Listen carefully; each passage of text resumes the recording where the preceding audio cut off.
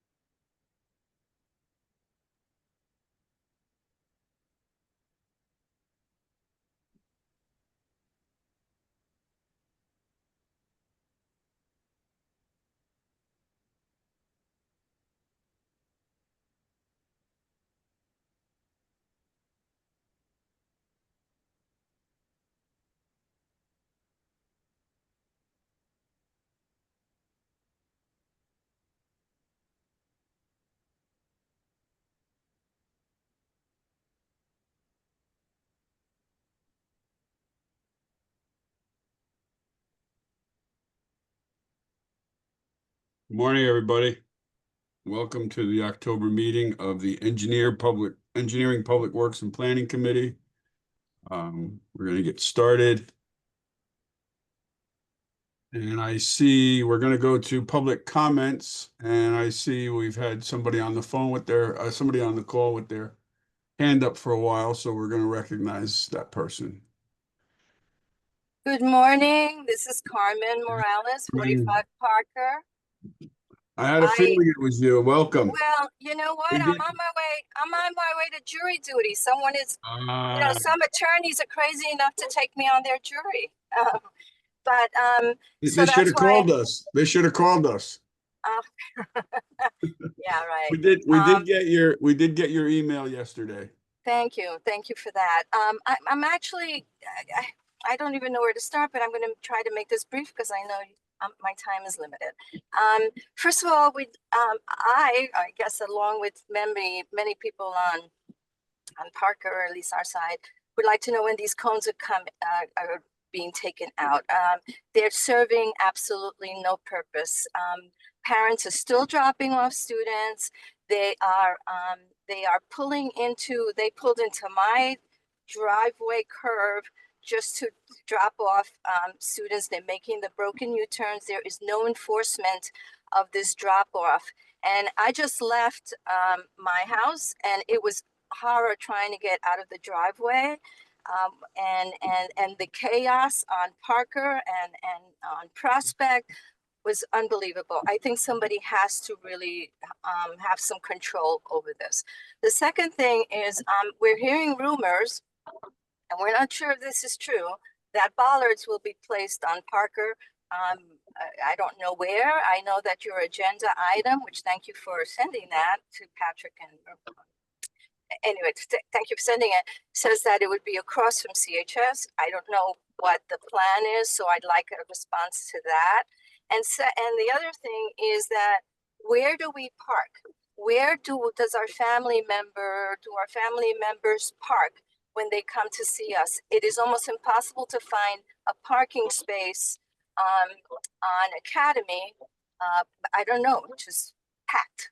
So, could you respond to all of these concerns we have? Listen, we've succumbed to the bike lane, and there's nothing we can do about that. You can't fight City Hall, but you got to make this a little easier for the residents of Parker Avenue. Thank you.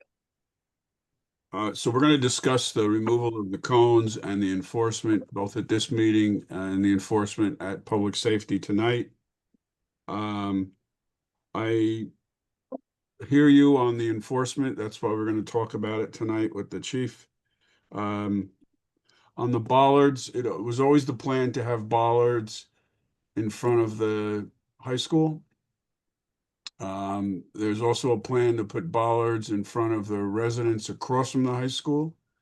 That is still being discussed. We did get a request from a resident there to address that, and Mr. Kittner is supposed to be meeting with that resident to see what's going on there.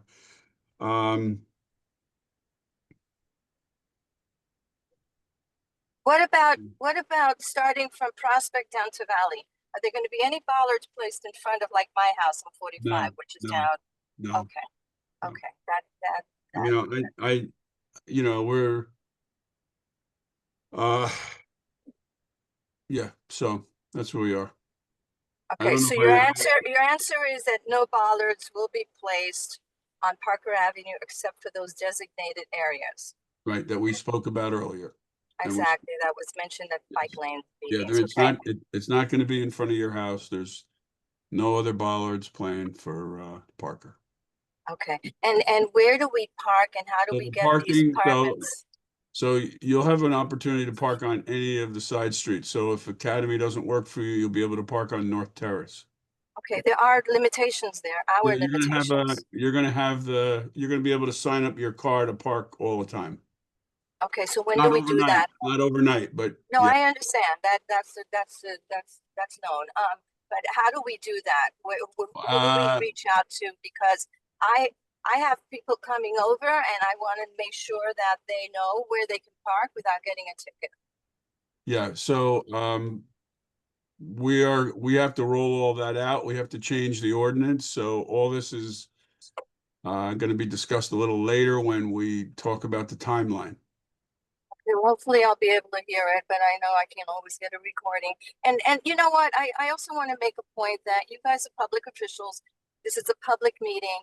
Why do I have to send Patrick a request for the agenda and the meetings? Why aren't they posted on the website? This is very important stuff that you guys talk about, stuff that affects our taxes.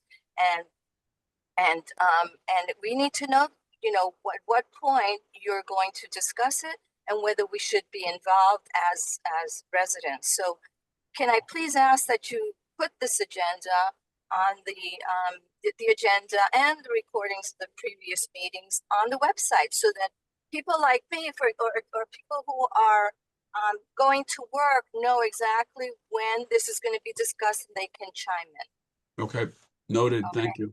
Thank you so much. Okay. Good luck with jury duty. Thank you. Sarah, you have your hand up? Yes, thank you. Good morning. I just want to second everything that the first speaker, I don't recall her name, I apologize, has said, especially with regard to drop off. Their drop off continues to happen. They're just not pulling over to the sidewalk and kids are, darting out into the street, but that's already been addressed. It's probably the biggest priority for the community in that way. And can you just clarify, just because I must have missed what was already discussed, the exact placement of the ballards? You said in front of the high school. Does that mean the length of the high school? Yes. And the homes across the street from that? Um, the homes from right now, the plan is from Valley to Kensington, those homes. Okay, I just want to make a statement, and I hope that this has been thought about and considered for the people who live in those homes. Obviously, moments and times, parking of having family over and barbecues and holidays, it changes the lives of the people who are living there. It affects more than just the logistics. It affects um, how your home looks, how it feels. It feels, we live in a small town. It feels like the middle of the Bronx when we start placing ballards in front of our homes. It feels very city-like, and it affects our happiness of the way our home feels. This is stuff that's not brought up enough, in my opinion. It affects obviously the resale of a home. You pull up to a home as a prospective buyer and you've got ballards line the street. Me, I'm driving away. I'm not interested in purchasing a home that's got 20, 40, 50 ballards lining in front of the home. Absolutely, it will affect that. We all know that. I don't know if anybody, I think somebody had mentioned that that's not the case, but just think about it yourself as a prospective buyer. It affects happiness and home feel for the people on that street. And I think that needs to be taken into consideration greatly, in addition to the logistics and all of these things. I feel like um, there's other things that can be considered outside of ballards with regard to safety. It's 2025. We can put up cameras. We can enforce things in that way. If we're looking for enforcement of things, if that's the main reason for ballards, I don't know, then we can enforce in other ways that are not so horrifically unsightly for the people whose that street is their home and community. So thank Okay, you. thank you. Joy? Hi, good morning. I'm mostly on the call. I live at 50 Parker Avenue, and I just want to reiterate what Carmen said and what Sarah said, and I'm here to listen to what the next plans are with these cones. Now I'm concerned about the bollards that are going to go up. I know that you said it's going to be from Valley to Kensington, but I'm really concerned that it may start to phase into further up, all the way up to Prospect. I'm just really concerned. We resigned ourselves to the bikes. I want to know when that's going to start. When are you going to get rid of these cones? And I just, want to make sure that I'm on these calls so I know what's going on. Thank you. Yep. Thank you. Josh? Yes, I'm at 41 Parker, and I want to echo the words of Sarah and Joy. And I I want to hear what's going on, and I want to know also what's happening with these traffic cones. You know, they appeared on the Thursday before Labor Day. There was no notice or anything, and I guess they'll be here for 2 months. And it's a real mess out there. I counted yesterday, there were about 60 traffic cones just on our block on both sides. And I don't know what they're meant to accomplish. Um, is it to signal to people that there was going to be a traffic change? Or did it It have some was, other purpose? I have no clue as to what it was supposed it to was to, accomplish. Yeah. it was to prevent the drop-offs. How does it prevent the drop-offs if there's space to park? Look, I understand, but we're not going to go back and forth. We put the cones up. We are going to be taking the cones down, and we're going to be putting the bike lanes up. And the cones were meant to be a visual cue to people that you can't park there, you can't drop off there. And then we had police out there moving cars along. So that was the thing that we put out there so that, and we probably overconed it because we wanted to send a message to the parents who were dropping kids off at the high school that they couldn't stop there. So you're saying it was a mistake to put the No, I cone? didn't say that. I said it was part of the strategy to send a message to people not to park and drop off your kids. Okay. Well, I think you've heard that it's not working out that well. So Thank you. thank you for that. Thank you. Anyone else?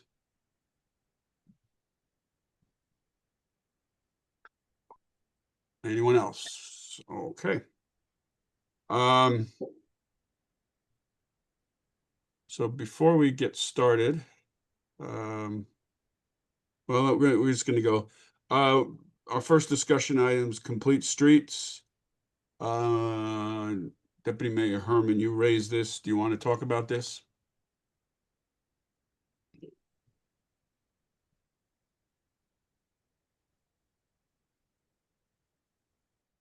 Maybe not.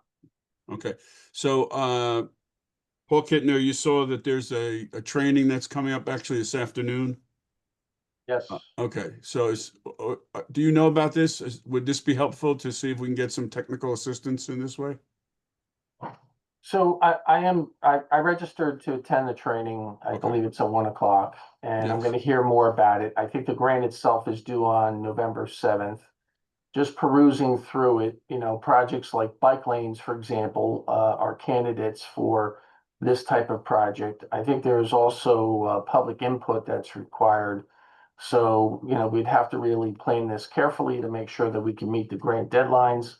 After today, I'll probably know more about it once I attend the meeting. But, if we're considering the next phase of bike lanes, this might be something that we want to consider. Okay. So yeah, I think that would be good. I think the idea was to just have you, someone from engineering go to this workshop and see what we got. Yes. Okay. Um, There's also, and I don't remember, Paul, if I sent this to you, Easy Ride, where we just got, recognition for our safe streets, a couple weeks ago. They do free, analysis and, studies of, so I think it's important to be in touch with them. You line them up, their services are completely free to either look at something we're planning or, recommend different things. So it's Easy Ride. If you shoot me an email, if I didn't already send it to you, I can, send it to you again. I'll look for it, Mayor, and if I don't have it, I'll let you know. Okay, thanks. Thank you. Okay. Malia, did you want to say anything more about the complete streets? You had put this on. You're on mute. You're on mute. Okay, because of the rain, the buses are running slow, so just got the kids off. Um, so I brought that up just because I saw that funding was available, and I didn't know if that was something that would be helpful to us in our complete street plan is a bit dated, and there is new guidance from the state for complete streets. There's a new like model that I believe we also get sustainable credit for updating too. So I wanted to just bring that up and see if the funding would be helpful. It's not like direct funding where they cut us, it's technical support type funding. Right. So So Paul's going to be attending or someone from engineering is going to be attending the workshop this afternoon, and then they'll assess, if it makes sense to apply, which the application is through November 7th. So. It's gonna be me. Dave and Scott are out today, so Oh, so it's flying Paul. solo. Paul, him himself. Okay. We're moving to the Greenway. Deborah. Hi, I put this and the Donnell bike lanes back on the agenda because I feel like we were talking about it all and then we got started focusing on Parker Avenue. And so now I just wanted to make sure it doesn't like fall off of our minds. And so I was hoping just to get an update. They're kind of connected. So I know, is Donnell Road a separate agenda item or that falls here? No, this is it. This is it.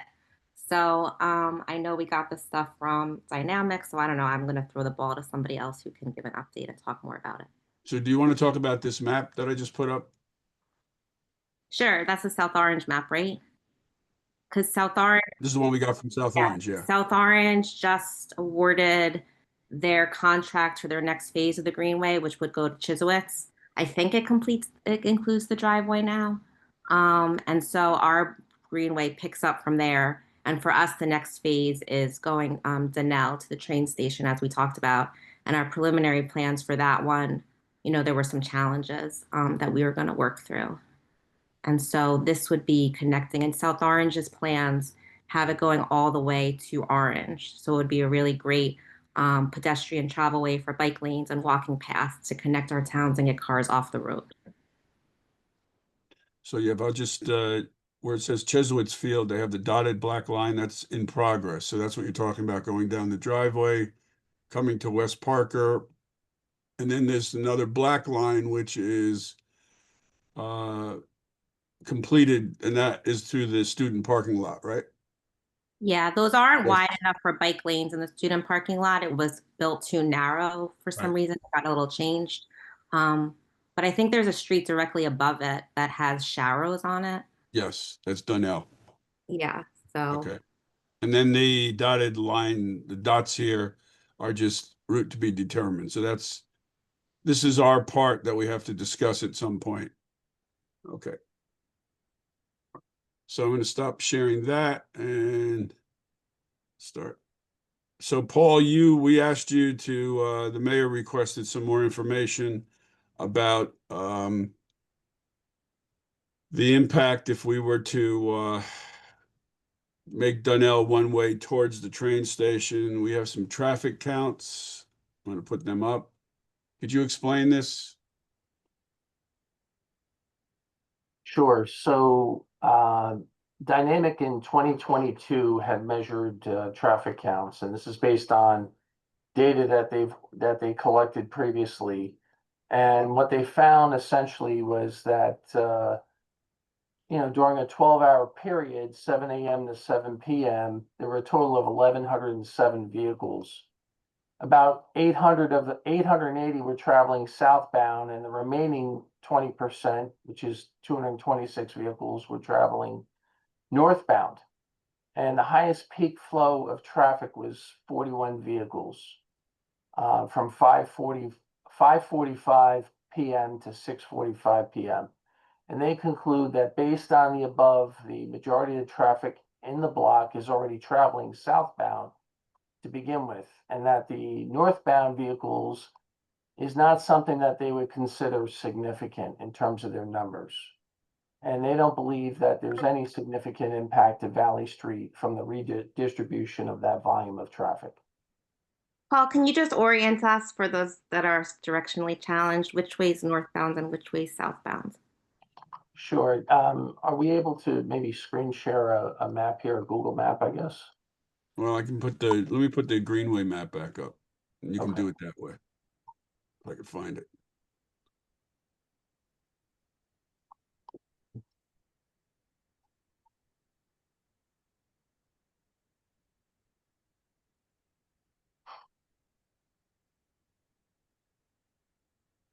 Okay.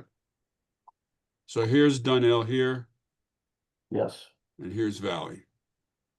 correct. So north, this map really should have a north arrow, but traveling along the Greenway towards South Orange, you're actually heading on Donnell Road. You're heading in the north and east direction, northeast direction.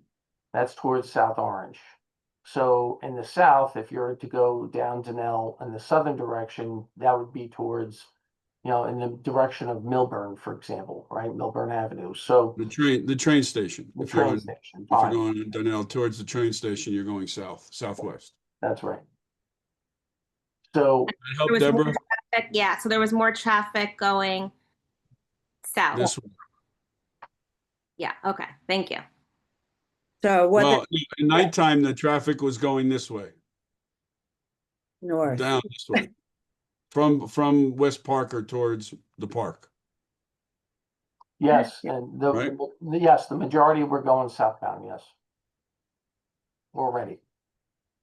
so I just want to note that while, yes, the numbers are less for going northbound, but what is the impact of those 250 cars staying on Valley Street?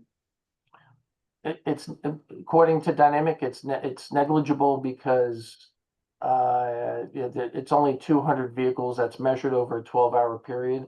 And Valley Street handles about 15,000 daily traffic a day, give or take in that range. So an extra 200 vehicles is not significant from a traffic engineering standpoint. Plus with bike lanes that connect, some cars are gonna come off the road because people are gonna be able to move around on their bikes. In theory, And yeah. So Is there another way to do this without making Dunnell one way? Well, we looked into encroaching the path into the park, and the problem is we have a lot of mature trees there.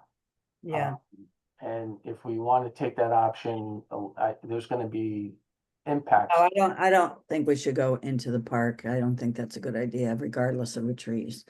It's, it's a park. We don't want people like cycling on top of people walking. And I'm also guessing that we're not feeling that taking out parking is an option either in that location. So, I think when you look at it holistically, making it one way actually makes sense if you want to incorporate the bike lane. And then when we're talking about the bike lane circulation, if it's one way, because the bike lane would also be one way, wasn't that the other challenge? How is the bike lane yes, going? What's the route? yeah. Yeah, there were some different layouts, but yes, right. So did they have a suggestion about what that would be? I would say we had some concepts that were drawn up. I think there were two different concepts, so we could Yes. revisit those, and maybe at the next meeting we could present those. But I think it's really a geometric problem. in terms of the road width and what's available. I think that's what we're dealing with. So by making it one way, restricting those turning movements and that direction of flow of traffic, you gain basically 12 feet, right, or 10 feet from the lane. So that's where you're making up that geometric deficiency. But we can revisit that, and I'll have both concepts available for review. Yeah, I think the idea here was to you know, decide if we want to keep talking about this or not, because we're just not going to keep talking about it all the time. So, I mean, I feel that we ought to try to work something out. We did put the Parker lane in. The idea was to connect it eventually to the train station. I don't know how you connect it to the middle school or the library. I just don't know how you do that. But at least to the train station, I think we know we have a path to do that.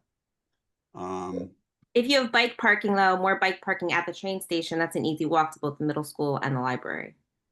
Yes. That does kind of connect it already, and the But village. it's likely people are going to keep driving riding their bikes.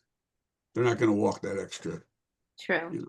So, and the conflict is we have a lot of commuters. They have to park somewhere.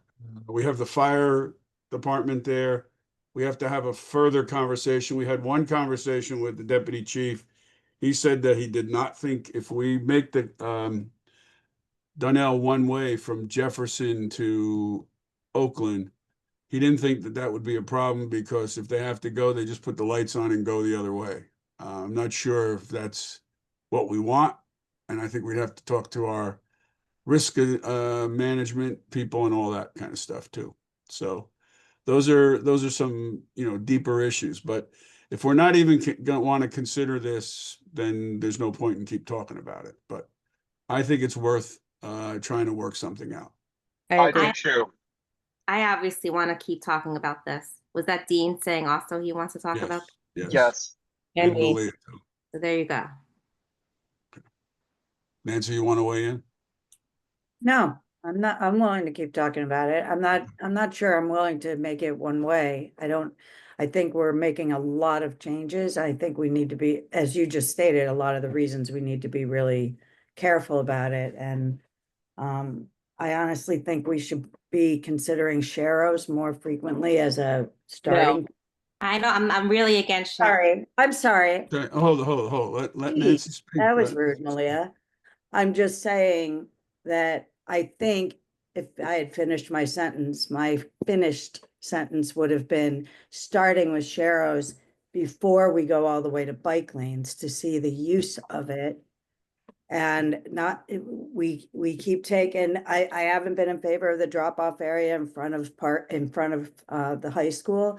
And I just think some of the things we're doing are a little bit tunnel vision. And then cutting people off for not agreeing is not productive in the least. I disagree about the Sharrows because it's not safe. And I think the idea of bike lanes, I mean, I would like protected bike lanes everywhere, but obviously we can't. That's a big challenge.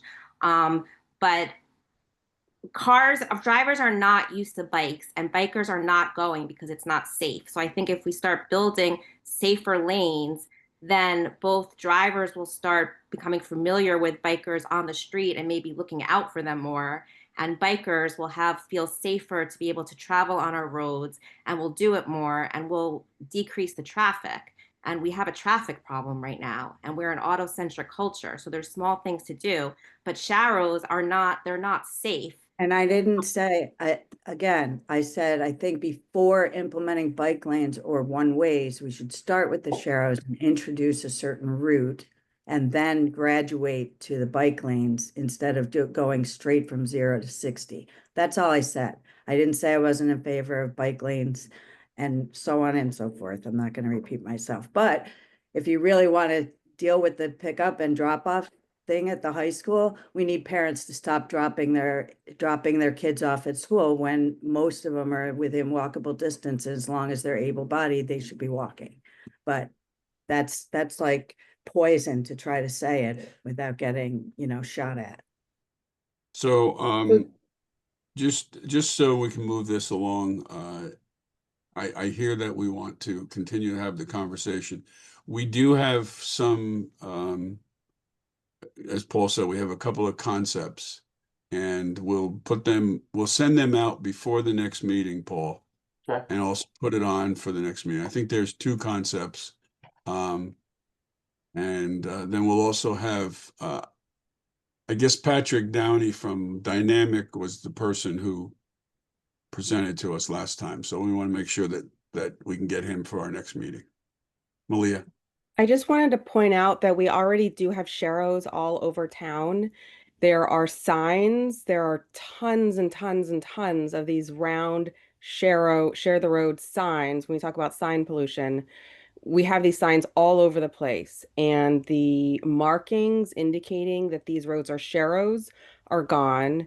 They're faded or completely missing. So we did do sharrows. The town did an extensive network of sharrows all over, and it doesn't appear to have worked. And so we are at the next stage of, that didn't work. Let's go to the next stage and actually create bike lanes that are going to be used. No, I think those sharrows were done like 20 years ago, so it was dropped. It was dropped. It wasn't continued. I'm talking about continuing it as a step. Like we graduate on most things pedestrian safety wise. We don't just put speed humps like automatically on every street. We gradually change things to see if the traffic is calm and those kinds of situations. We can't just, go from 0 to 60 on what we do in improvements, because one thing might fix it without going the whole way. So I'm just saying as part of the system to do that. Well, why wasn't it continued? I I don't mean, know. I have to ask the and it doesn't elected. appear to have worked. You have to ask the elected officials who served 20 years ago.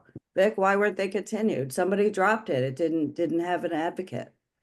I think that though in your point, the trying it out first, I don't think Sharrows is A to A comparison with bike lanes. I think that would be more, they do make temporary bike lanes. I mean, better than the cones. They do make infrastructure that could be temporary so you can try out a bike lane, but I don't think Sharrows are the same as trying out a bike lane. Okay.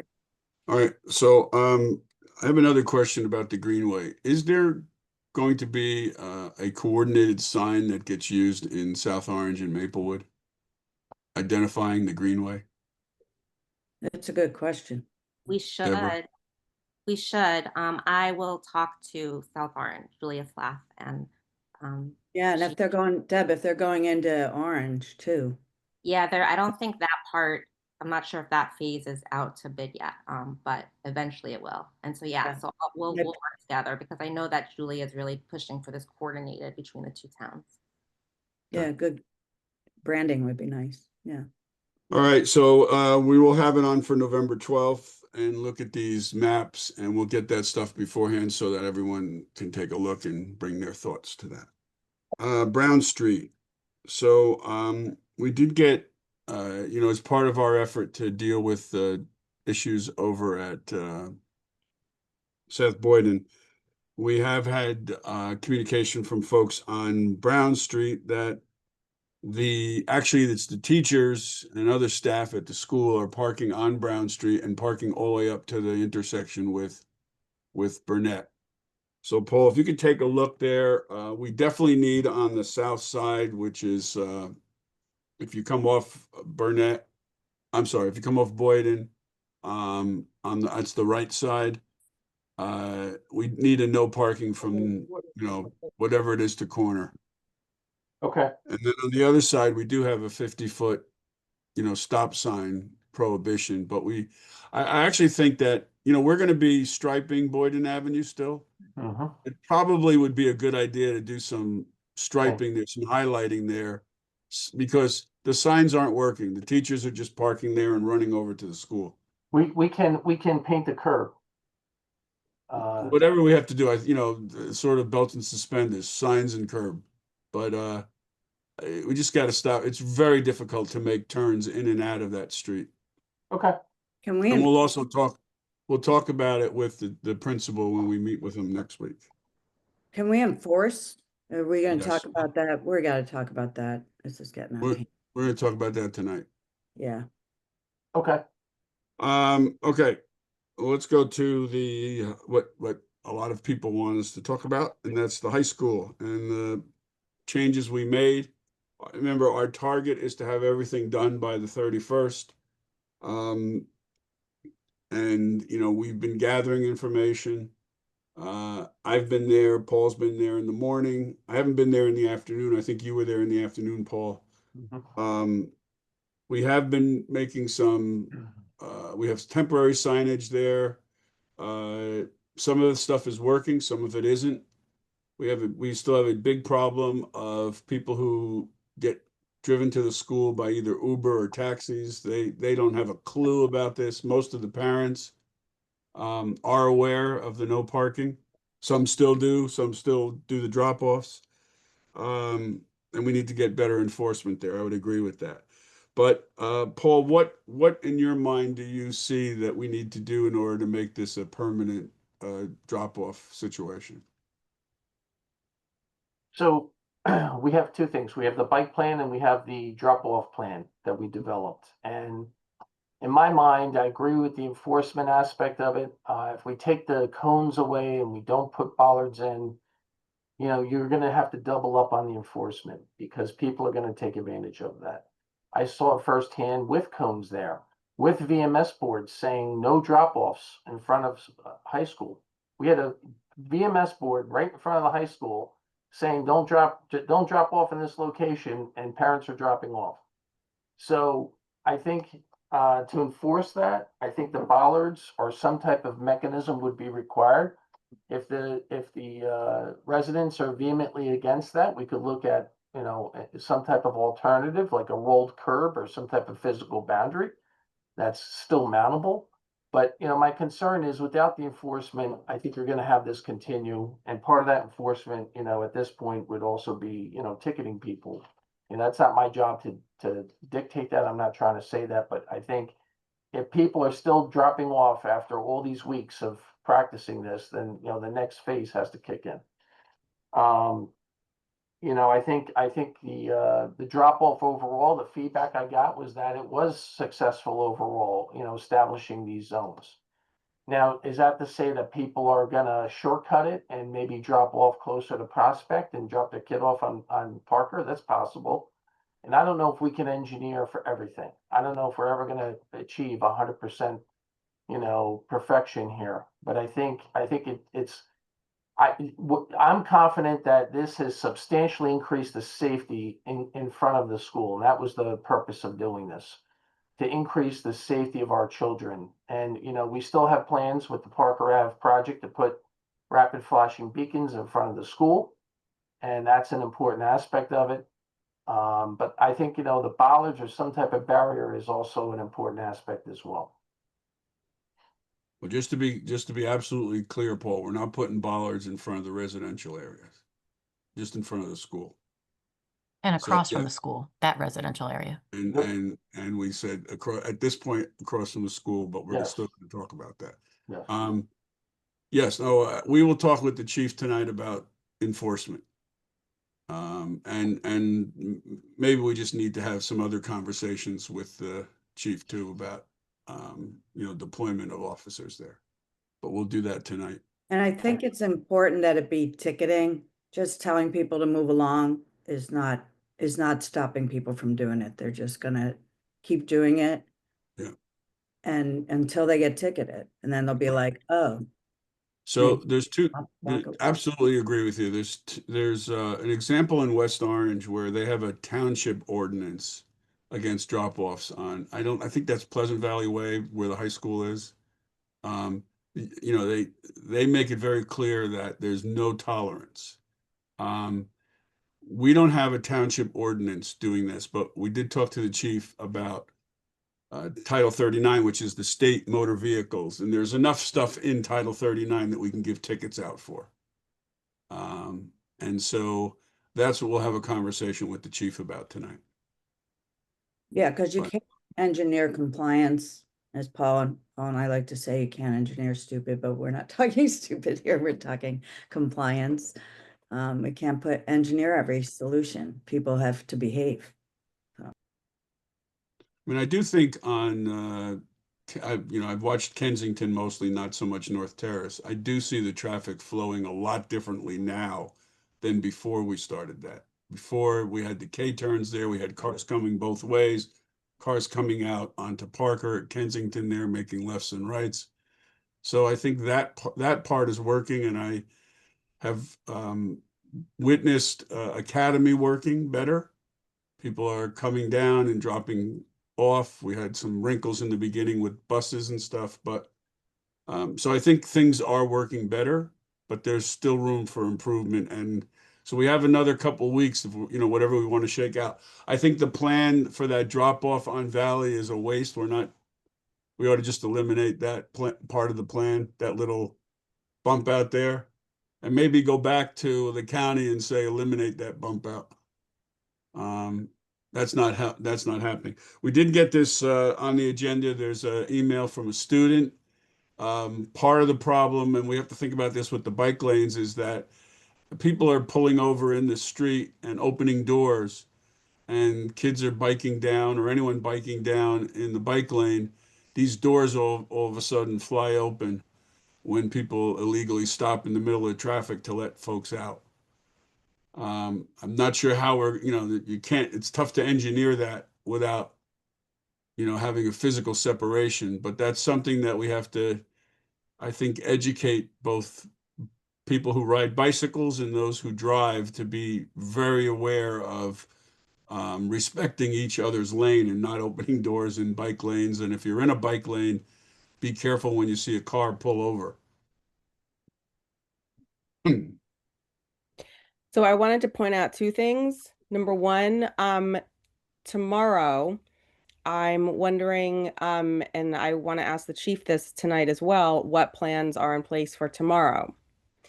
I'm assuming that our police department gets the school schedules. Tomorrow, there are two big changes. One is that it's a half day. So I'm assuming they'll know to put up the barriers and have the officers there because it's a half day. And number two, it is back to school night. So this is our first real test of what's going to happen when you have all the parents for all the kids, for all the grades descending upon the school, kind of like when they have the shows there. So is there going to be any enforcement? Is there parking going to be allowed on Parker for tonight? I mean, the cones are there, so I'm guessing no. So the answer is no, Right. So, because there's not going to be, it's no going to be parking a is going to be mess allowed. tonight. I'm putting that out there. It's going to be an absolute mess. The police department needs to be ready for it. Um, I don't know if there's been any communication or plans that have gone out to parents. I mean, at this point, I think we're probably going to try and walk from where we are. So, but this is something that has been brought up as a challenge to work through on what to do when you have all the parents going to the school for one thing. The second thing I want to mention is that the feedback I've gotten is that we need to have one or two spots available for parents dropping off things in the middle of the day. Um, just a reminder, for a lot of parents, you get that panicked call. I left my book at home. I left my laptop at home. I left my whatever at home. There's a lot of parents that are going there, like either right after drop off, right after school starts, at some point during the day. I mean, you can just look at the table of pickups and you can see you got probably maybe, I don't know, 15 to 20 parents dropping stuff off for their kids throughout the day. Could be more. So they're asking for, if you just got to run in real quick, having like a, you know, 10 to 15-minute spot, a couple of those spots. And I don't know if that's something the school district can accommodate in their lot or if we can accommodate that, but that's a concern that has been raised. And then the sort of paired with that is the accessibility. We did hear from that one parent during the bike lane conversations when they have to go to events like, for example, back to school night tonight, wondering where they're going to be able to park that would be close if they can't walk, if they have mobility issues.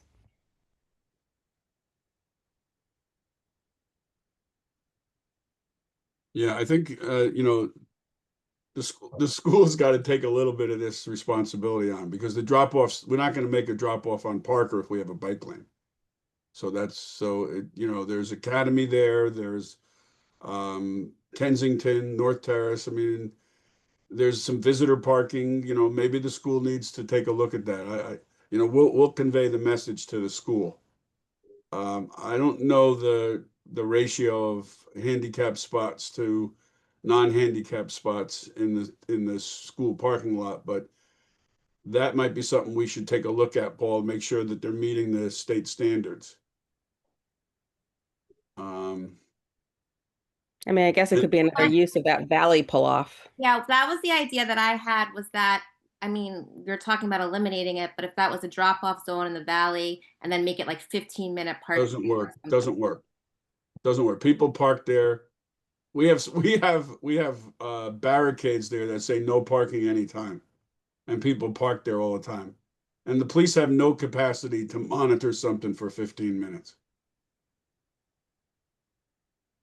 Some of this has got to be on the school itself, not just us. They have a parking lot there, and if they need to move some of those staff parking to another location, they have a lot across the street and they have a lot down the street.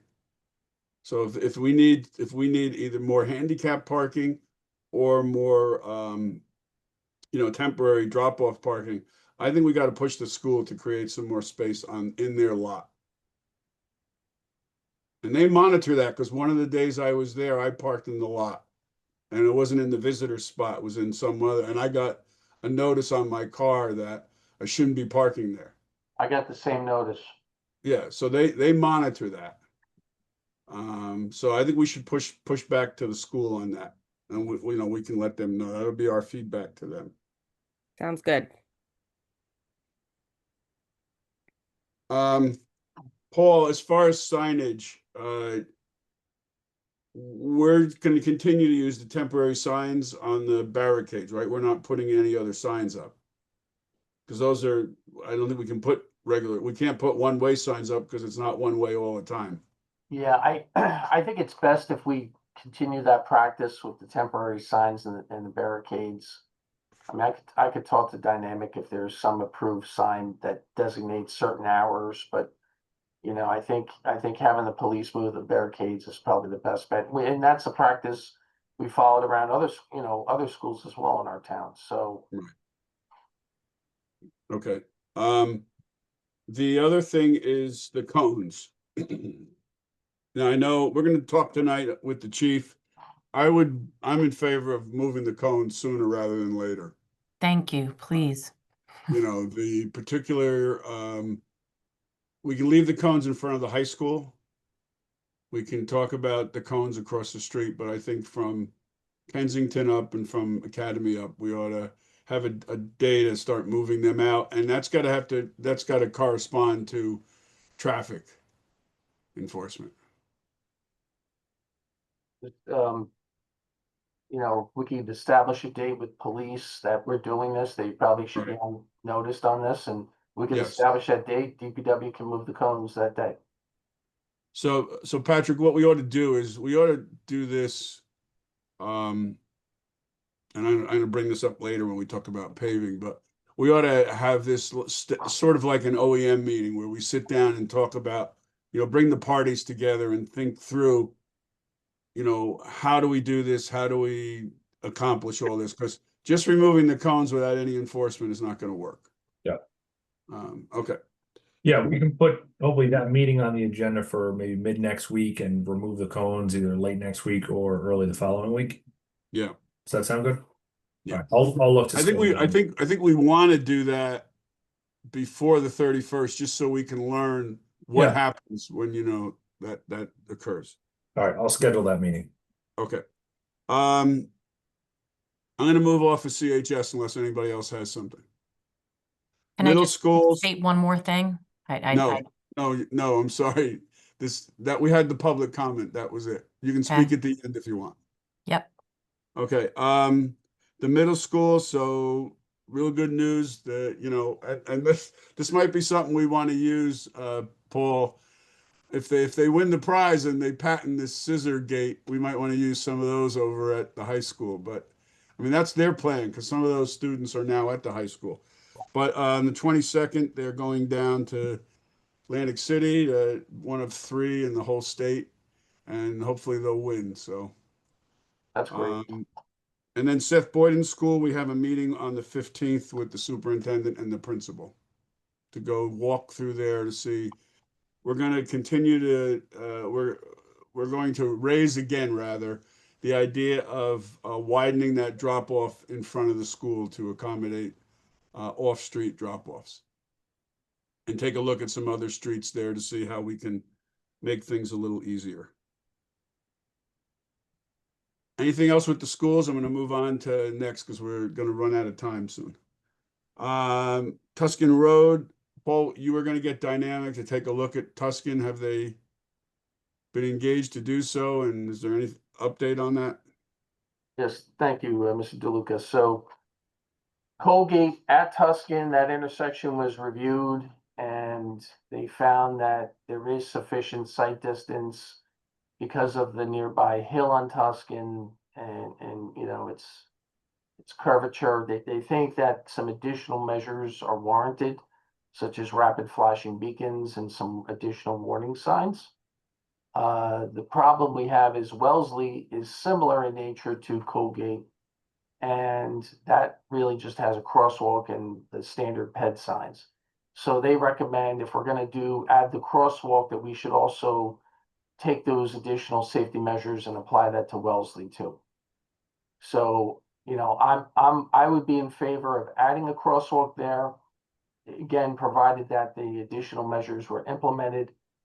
We're actually doing a lot of traffic calming right now. You know, we have work that's pending on Boyden and Jefferson, and we have the bike lanes. So I have to evaluate our budget to see if that can accommodate these rapid flashing beacons in Wellesley and Colgate before we. And I wouldn't want to do the crosswalk, add that until we have those measures in place. So it may be an improvement that we have to consider, you know, at a future point. But I'll evaluate the budget and come up with that determination shortly. In terms of Go ahead. Tuscan and Boyden, that intersection, I did review that as well. You know, it's unfortunate there was a pedestrian impact at that location. Very unfortunate. You know, based on what I've seen and the information I gathered, it seems like there was some driver error. I mean, there was sufficient sight distance and the intersection is MUTCD compliant. We did have the flashing ped signs at that location, but they were reported that they weren't functioning. I checked them. One side was functioning. The other one was very dim, so the battery is probably bad. So we did put out an RFP for rapid flashing beacons and got pricing on that. It was excessively expensive. They're not cheap because there's a whole foundation that goes in with the spun aluminum post. So we did pull off a bunch of signs from Springfield Avenue, those lit LED push button ped signs, and I think what we're going to do is repurpose one of those signs, one that's working, and we're going to place that at a minimum at Tuscan and Boyden to make sure that that functions correctly.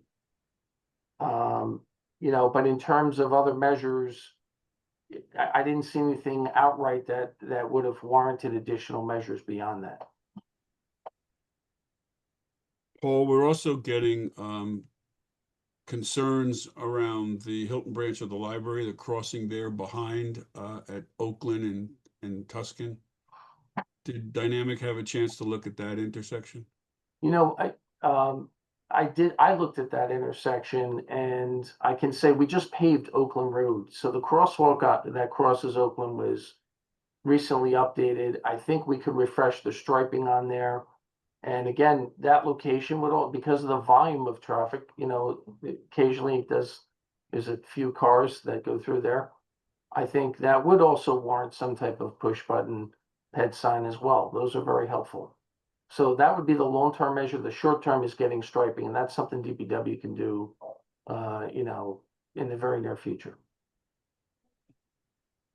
Yeah, so let's take a look at that. And, you know, particularly since we do have some of these signs that we took off of Springfield Avenue.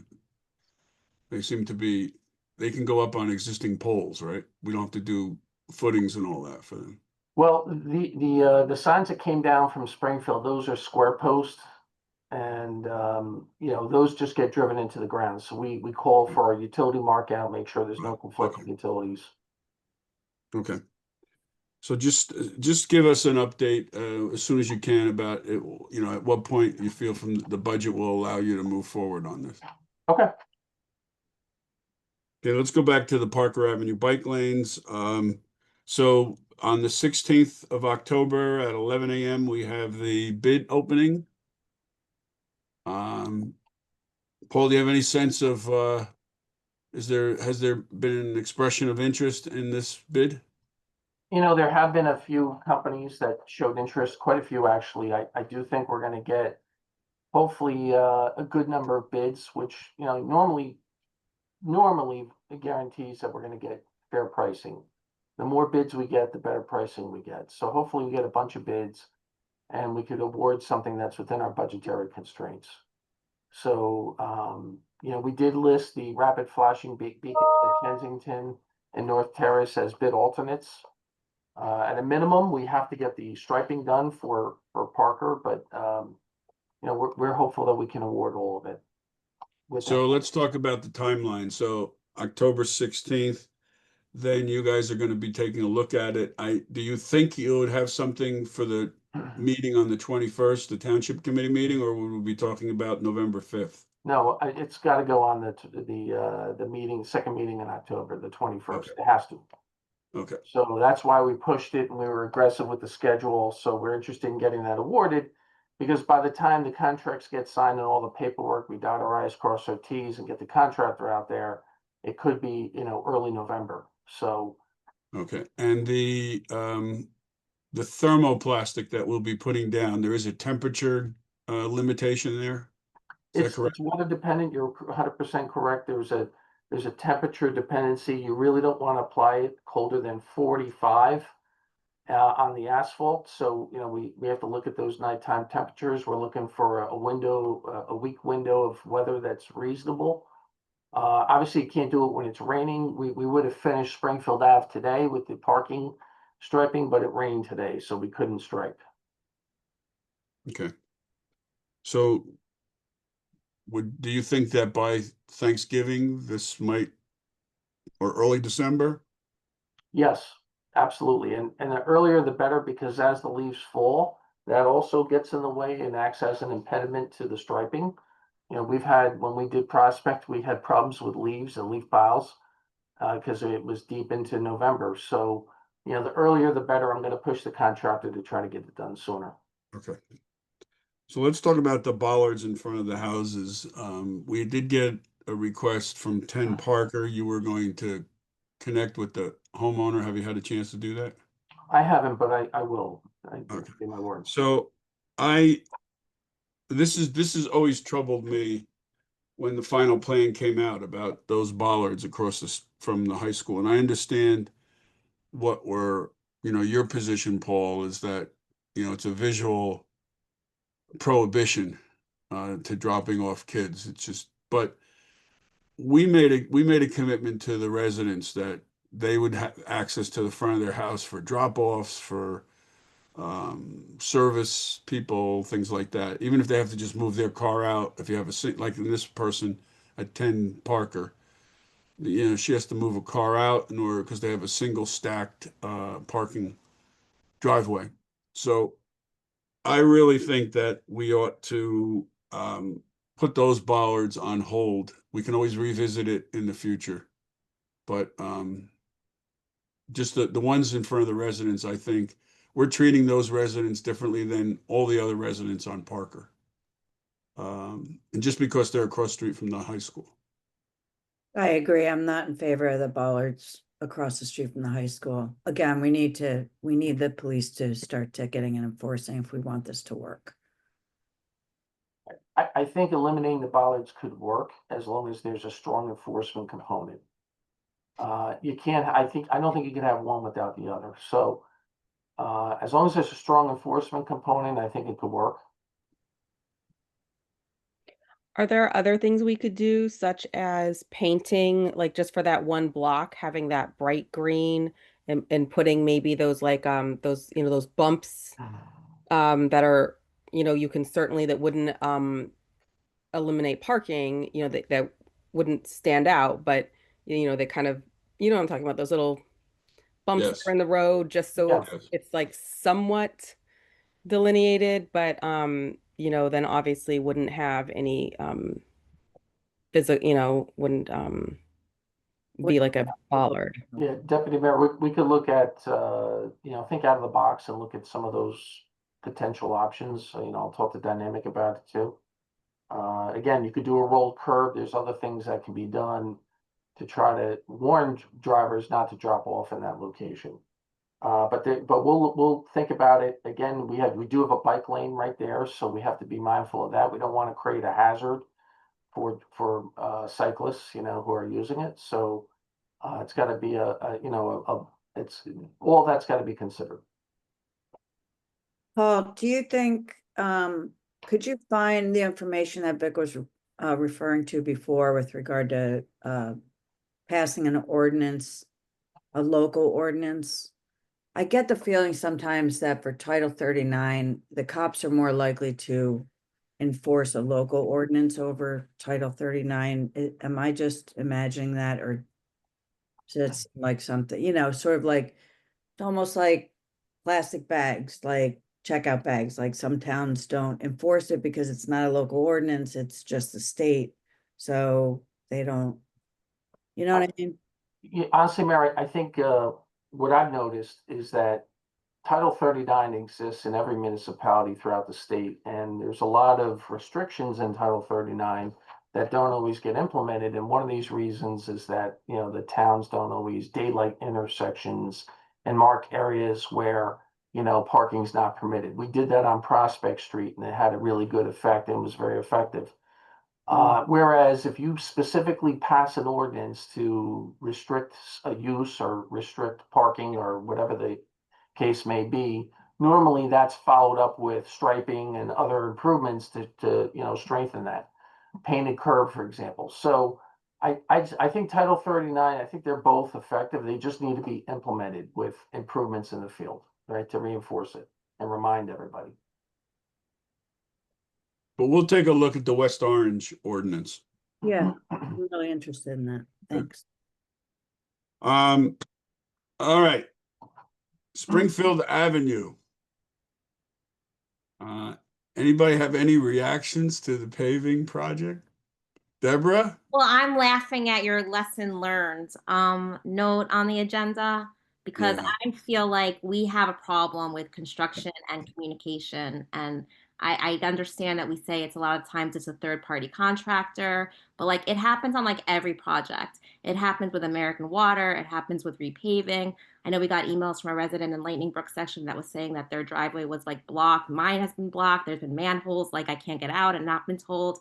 And I just like there has to be something looking forward for us to do to improve communication. And I don't know what that is. We've talked about enforcing penalties, or maybe there's language in contracts, or maybe I understand that like it's like, oh, well, engineering should always be on site, but there's only 3 people really in engineering, and there's a lot of work on their plate, and things get delayed because they have so much work. So I don't know what the solution is, but like it's not like lessons learned or it's just a third party because it happens with every single project. And so I don't know if that's what to do about that. That's just my comment. Yeah, my comment is along the same lines, although I think this has been an issue for as long as I've been on the township committee. We do a lot of work because we show people that government serves people and serves their needs. We're good government. We're a model of good government. So we're always doing road projects and this project and that project. But I think what the missing piece is the lack of coordination. And I would say it's not just the third party stuff and their lack of communication and some things that we can do to enforce their requirements under their contracts that they sign with us. I think it's an internal coordination thing. And we have to sort of sit down and figure out what that looks like so that we have a process in place wherever the construction is happening, wherever in town, with whatever the parties are, the third parties, we need to have a coordinated process. So, meetings are triggered, on-site visits are triggered. There is some supervision from our engineering department. Obviously, like Deb said, they can't be out there all day, every day, but it needs to be really, really super, super duper coordinated. And I understand that that's a heavy lift, but for me, that's the lesson learned. Because a lot of this stuff that happened on Springfield Avenue, in terms of the merchant's experience and the resident's experience, could have been alleviated with a little better coordination. Otherwise, construction always sucks wherever it happens. But that's not what residents were complaining about. Most reasonable residents and merchants were like, understood that this was a good thing, that they were happy, and now they're happy that the paving is beautiful. But the experience could have been a little less traumatic to them and their bottom lines because of better coordination.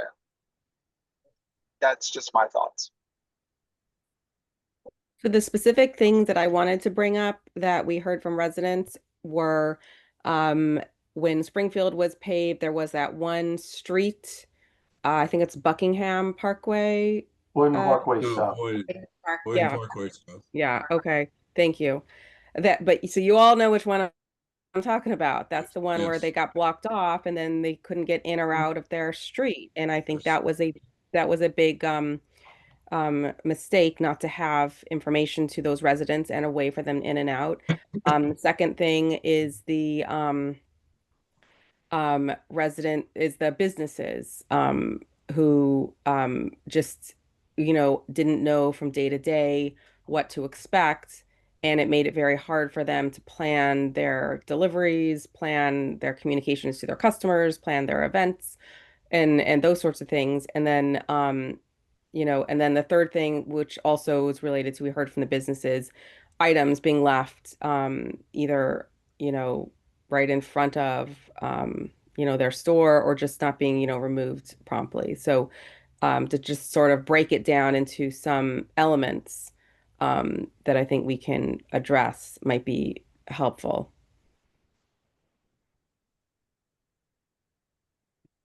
Yeah, part of it, just to dovetail what Malia was saying, part of it is also that it felt like there was no consideration towards the businesses, that it was like, oh, this is a big project, multi-million dollar project that has to be done, a big infrastructure project. But it's like, but it took, this is their daily lives of our business owners. And I feel like a little bit of respect and consideration for them was due from everybody, from engineering, from the contractor, from everybody. I think, not every project is like Springfield Avenue, nor the lead line, or even Valley. Those are major projects, and oftentimes we do these projects. We heard last night, Gartwhite Street, and we paved Hilton Avenue. I mean, those are small projects, and they're manageable. I think that when we have these large projects, we have to broaden the planning. And this goes back to what I was saying before about the OEM. I just think that we should have had other people at the table to really think through the impact of all these street closures on Springfield Avenue. And so when we ought to define what a major project is for, I think our next one is going to be Prospect Street. We ought to have people from the school at the table, from recreation at the table, because we cut off a lot of stuff. And to just have essentially the contractor, the police, and engineering I don't think is broad enough to, and I know Springfield Avenue Partnership was at the table too, but I think we have to have it broader because it impacted the senior bus, it impacted our jitneys. You know, we did a lot of communication about Springfield Avenue being closed, but I can tell you on my street, we never communicated to my neighbors about that our street was going to be the main thoroughfare. And so, and then what happened was people on Springfield Avenue who worked there parked on our street, which made our streets narrow. So we we just didn't have enough people, I think, or don't have enough people when we do these major projects around the table planning and raising questions and all that. So on the other hand, I think the road looks great. I'm never satisfied by paving. I just think that it always could be done better. Like my standard is sort of the parkway paving. We never get the parkway paving. Um, you know, it's okay. It did what it was supposed to do. I think the striping is making a huge difference already. I spoke yesterday. I stopped and spoke to the crossing guard at Prospect in Springfield, and she says it's just so much better than when we just had that painted asphalt as far as delineating where the crosswalks are. People can see it now. So I think that was our plan. The push buttons with the high, intensity beacons are much better than what we had before. So I think overall we achieved what we wanted to do. Um, and I guess I just have to say this one thing too. There are folks who, when their regular routine gets disturbed, they freak out. And we had a lot of that too. And we gave a lot of notice. And, I think, yeah, there's going to be some disruption. And we need to know that too. And I tried to tell people, and I tried just talking to the merchants, I said, yes, there's going to be some short-term pain, but there's going to be a real gain here. And I think we kind of lost that message because we got overshadowed by all the problems we had. So, but I think the job was good. I think we should bring New Jersey American Water in here and just tell them a whole bunch of stuff about their jobs all around town. I think when we had that meeting at town hall and they made all these promises and they don't keep them all and there's little coordination. I still have signs on my street about no parking, New Jersey American Water, that are like 2 months old. It's just ridiculous. So I think that our communication with New Jersey American Water somehow broke down and they're not being as responsive and Montana is not being as responsive as they all said that they would be. If I could But just add a few things. yeah, but Paul, I think, it was a huge undertaking and just, I know there's things we can do better, but want to thank you and Dave and Scott. I saw you up there walking around, um, inspecting and pushing the contractor to do this and do that. So go ahead, Paul.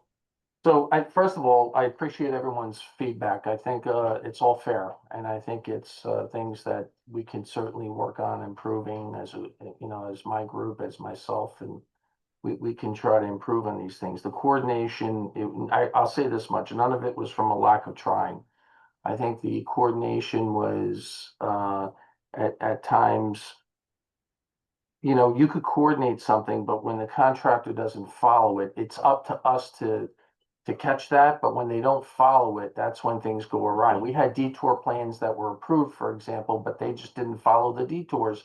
Why didn't they follow the detours? Because the sign person didn't communicate with the PM and didn't have the detour plans that were approved. So, things like that happened, and it's still our job to ensure that it's done properly. I'm not taking any of that responsibility away. I'm not making excuses. I'm not one to make excuses. I don't like that.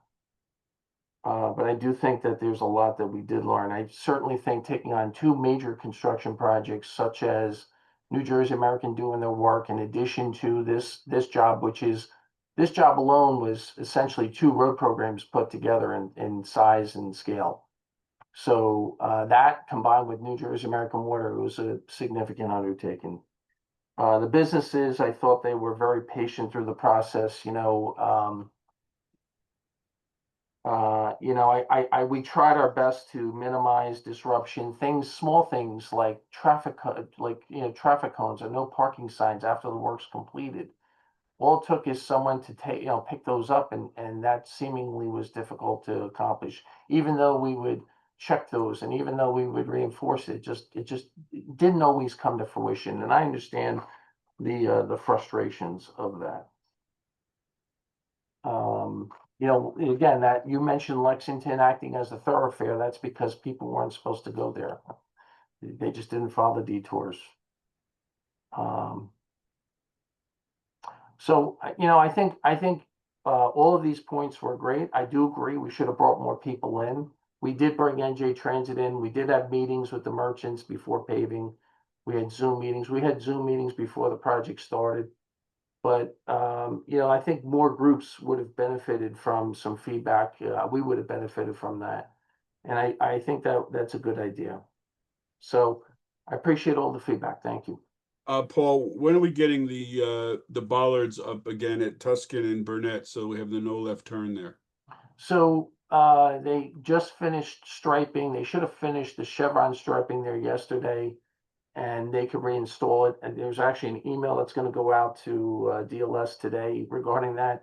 They actually broke one of them trying to force it out with the backhoe. So they're going to have to replace that. There's going to be a substantial punch list.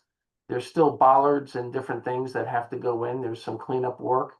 So that's going to take some time to complete, but that won't be, that's not going to affect any business in particular.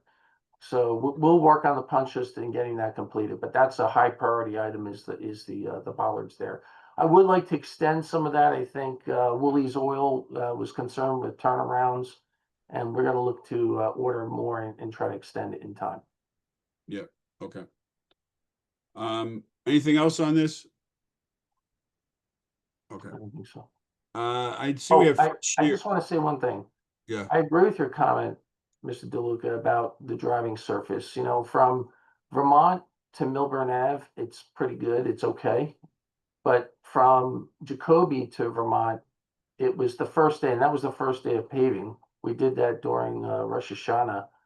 And, I think it was a little choppy. It could have been better. And there is a DOT standard. I'm going to look at that to see if we could offer any deductions or what our recourse is there.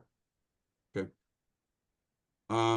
Fred Shear, our consultant, is on, and I want to talk about stormwater management and the sanitary sewers, and then we'll come back talk about DeHart. Welcome, Fred. We have Maple Terrace. We know we received approval for us to give a financial mitigation for the wetlands disturbance. And then I just want to put up, you put out a email, Fred, about some of the tasks that we need to do before bidding.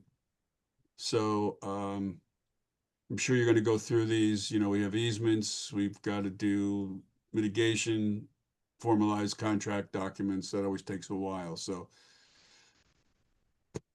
go ahead, Fred. Sure. Good morning, everybody. Yeah, so just focusing on Maple Terrace at the moment here.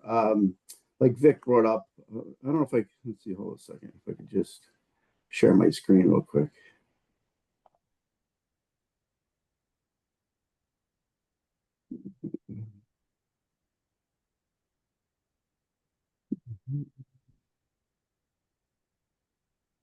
Uh-oh.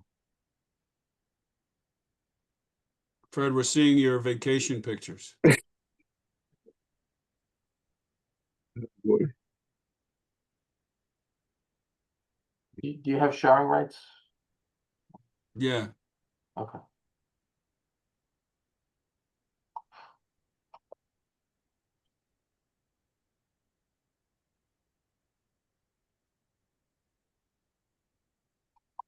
Do you want me to put that list back up? Is that what you're looking for? No, I'll just go off my list. So Okay. as far as the loose ends on Maple Terrace, we have the resolution of the temporary easements and the permanent easements. So my understanding is the town is currently coordinating with the property owners to kind of work through any issues they have. And I guess, anything any concerns they have, we'll have to see if we can make it accommodations. But we're going to need them to sign off on those easements within the next few months in order to, move forward into the construction phase. So that's one critical issue that has to be resolved. All right, then we did receive our DEP permit. Just have to file that with the county clerk's office. So Paul gave me authorization to go ahead and do that. There's a mitigation component, which I believe everybody's aware of. There's two of them, one related to the riparian zone mitigation and one related to wetlands. All right, so the riparian zone mitigation, DEP is allowing us to go to a mitigation bank, the Troy Meadows Bank, which is in an adjacent watershed management area. So we reached out to them, and for 0.194 acres of mitigation credits, it's $135,800, which is rather pricey. But if we compare it against the cost of us trying to find a site, permit it, design it, construct it, and monitor it for 5 years, it kind of is the cheaper of options. So we have their approval for that. The one issue that really is hanging out there is the mitigation for wetlands. We have to mitigate for 0.04 acres of wetland impacts. The problem here is they don't allow you to just go to a bank. There is no bank in our watershed management area, and the wetland rules don't allow you to go to an adjacent bank, which is what we're doing for the riparian mitigation. So we got authorization to provide monetary compensation to the wetland council at DEP, but there's a fairly lengthy process that you have to go through in order to do that. And I could go through the particulars, but it's very involved, and it's you need a licensed real estate appraiser. There's engineering cost estimates that have to be put together. It's time consuming and involved, and I just don't think it's practical to have to go through all that for such a small amount of mitigation. So my recommendation would be to set up a meeting with the mitigation unit, see if there's any kind of ways we can shortcut this. Because I reached out to the Troy Meadows Bank, and if DEP would be a little flexible, let us go to the Troy Meadows Bank. They do have wetland credits to purchase there as well, and it's in the order of $35,000. So I don't know if they'll allow us to do that. It's not permitted per the regulations, as they're written, but maybe they'll allow us to, impose a little flexibility here, because it's just unrealistic, or it's not practical to force us to kind of go through the efforts that the regulations call for. It'll take us months to go through this process to just do everything that the council is looking for. So I want to set up a meeting, talk about that, and if they want to allow us to purchase those credits, maybe they'll allow us to take the money that those credits would cost us and just give that to the mitigation council. And, that would be the ideal solution. So that's really the holdup right here.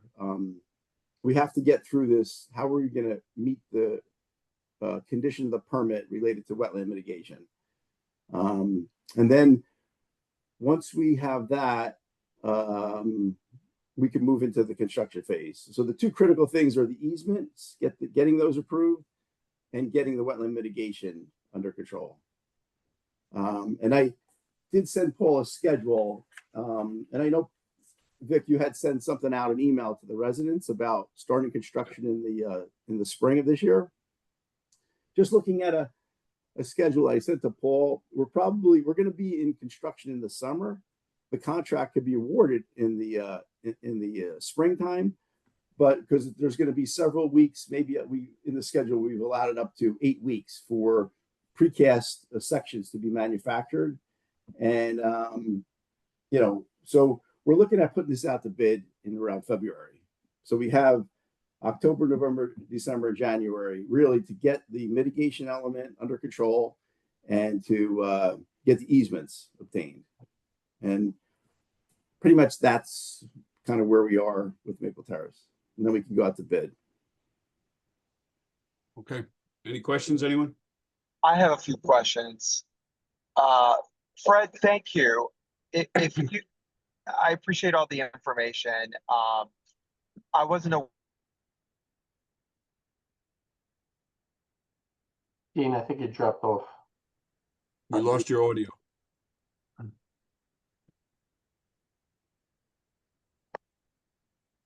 question that I had. Dean, you keep dropping.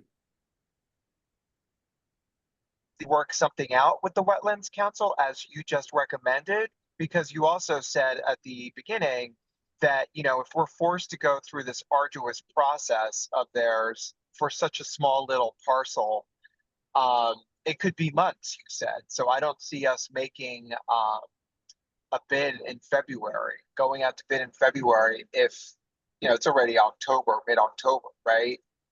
What do you think about that? I didn't hear the whole question, Dean, but Oh, okay. I'm sorry. I probably had a little dead zone. I'm driving. I'm just saying that, do you still find that the schedule that you talked about in terms of going out to bid possibly in February, March, and so on and so forth, that still applies even if we are forced to go through the whole regulatory process with respect to the wetland mitigation? that it's gonna, if we have to follow the, you know, to the word, the way the regulations are, that all the things you have to go through to submit to the council, because what you have to do is you have to prepare cost estimates and everything, and they meet every 2 months, and you have to submit your package 2 months before the scheduled meeting. So if you just play it out, by the time we go through and compile everything they're asking for, submit it, then there's that 2 month time period. Then they have to have their agenda meeting to vote on it. So right there, I think they meet in November 18th and sometime in the end of the year. So it doesn't look good if we have to go through and do everything by the book. And it's really a shame, because they should have something in the rules, in the wetland rules, that allow you to do what the flood hazard rules allow you to do, is go to an adjacent watershed bank if there isn't one in your watershed. And for such a small amount of mitigation of 0.04 acres, they should have, again, something like, if you're under an acre, you know, there's a shortcut way of addressing this mitigation. So, and that's what I would like to present to the mitigation unit. I know they have to follow regulations, and they probably say we don't have, you know, the discretion to do this, but maybe upper management would have something to say about that and be able to give us some, you know, relaxation somehow, because I think it's just fair. If you were going to go purchase so Fred, bank, Fred, the bid packet, yeah, really doesn't depend on this mitigation thing, right? The bid packet can be prepared and be ready to go. Yeah, the bid package is almost complete. We just have to work out a few small details with Paul about finishes on the concrete, and Right. yeah, most of the package is together. So you're right. We could put this out to bid, but the you can't go to construction, or supposedly, until you have, you know, the mitigation. So we could work on it. We could do a dual track. We could continue to focus on a February deadline to put out the bid and work and get all that bid packet together at the same time as working with DEP to try to get some relief from this. Right. I think if we were to do that, we would need to modify the bid documents, obviously, to include language about the permit, and Right. even consider extending the completion time in the event that the permit's not received, you know, before construction. So. Right. But we can do that with the, you know, because we haven't put the bid out yet. So we can put whatever kind of qualifiers we want in the bid. Correct. Yeah. Same thing with the easements, right? You know, you can go ahead and put it out to bid, but you really need those signed agreements with the property owners before you enter their property. Right. So, yeah, so we can definitely move forward and bid this, but those are two loose ends that we have to resolve before we go to construction. Dean, anything else? I guess not. You dropped off. Okay. Fred, do you have other projects, or Fred is going to talk about other projects, Meadowbrook? Yeah, I thought we should get an Yeah. update on Meadowbrook. Yeah, I could, all right, so I have a lot of active projects. The first one I was thinking about was Kendall and St. Lawrence. That's the Mikey Sherrill money that we got. Mhm. So, we're well into moving that along now. And we have a base map. We started our H&H modeling. We put together a plan identifying all the properties that we're going to notify, because we have to go out in the site to do some survey. We're going to video inspect the piping network that runs through the backyards there. And we have to do our wetland investigation. So that's all going to happen within the next month or so. I'm going to send you, Paul, a letter for, to send to the property owners to get permission to access their property. So that's moving along.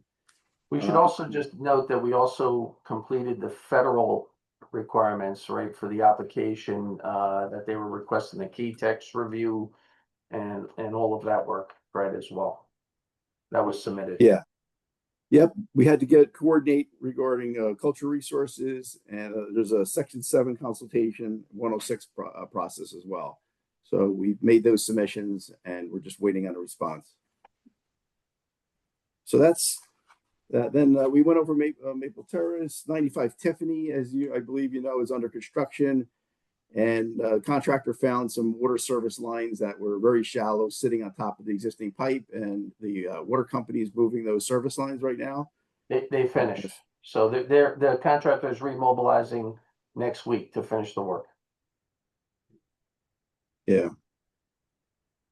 Meadowbrook Place, we made our permit submission. It's been a couple of months. We just recently tracked where that is in the review process, and it's at the last stage. It's they're completing their review from a technical standpoint, and the 90-day clock's over in November, so we should have our permit by November. This one is more straightforward. There's not going to be mitigation issues to deal with. So once we get the permit, we'll be able to, if you have the funding, move into the construction phase.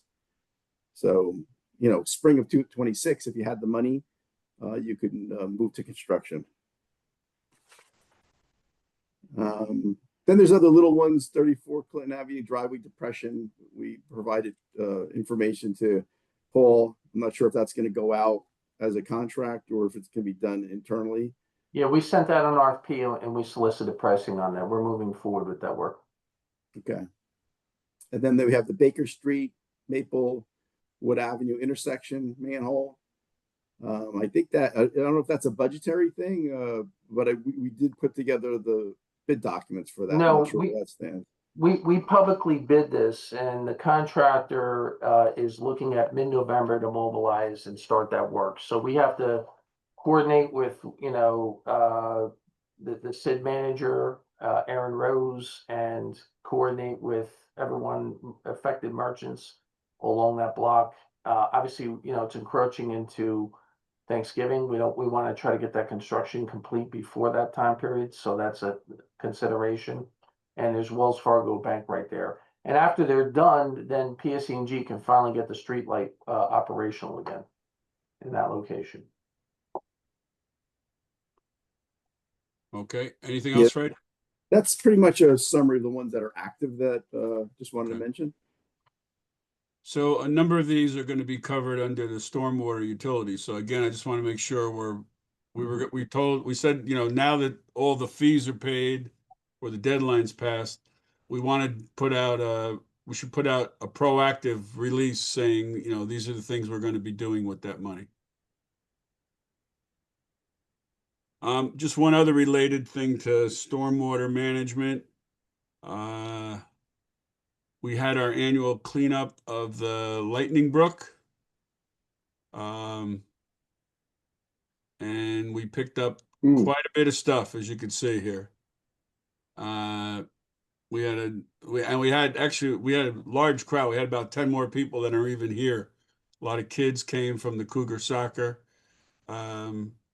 And so we picked all this stuff up. Mike, I don't know if you've had a chance to go over and remove this stuff yet, but it's just incredible what you find down there. Yeah, we picked everything up. Okay, great.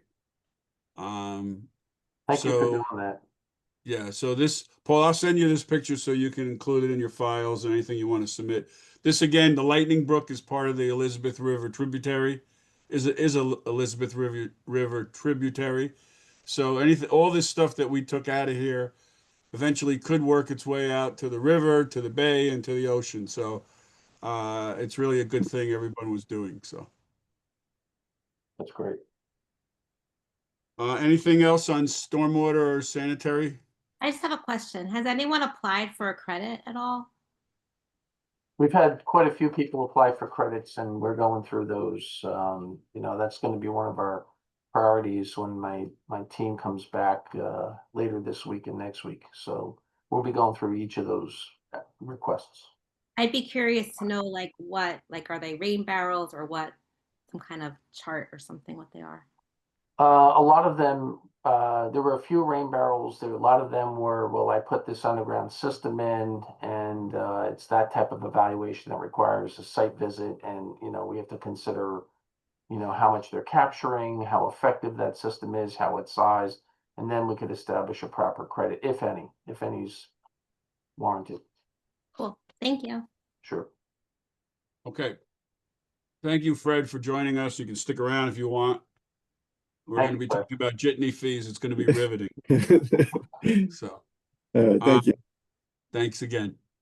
All right, just to DeHart, where are we on DeHart Park?